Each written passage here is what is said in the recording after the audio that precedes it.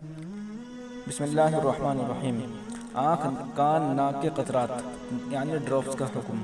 آنکھ، کان، ناک کے قطرات کا استعمال روزے کی حالت میں کیا حکم رکھتا ہے؟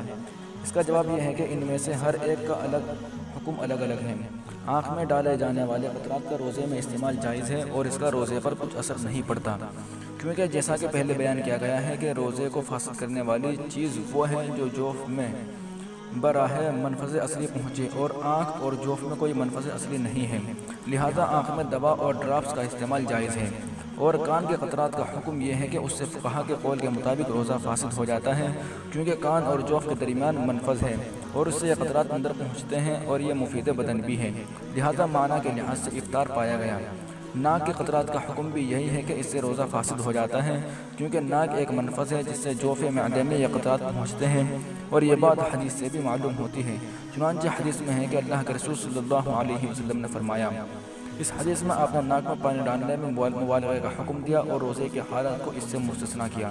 اس سے اندازہ ہوتا ہے کہ روزے میں اگر ناک میں پانی چلا جائے تو روزہ فاسد ہو جاتا ہے، اسی لیے آپ نے روزے میں مبالغے کو منع کیا ہے، لہذا ناک میں قطرات ڈالنے سے روزہ فاسد ہو جائے گا۔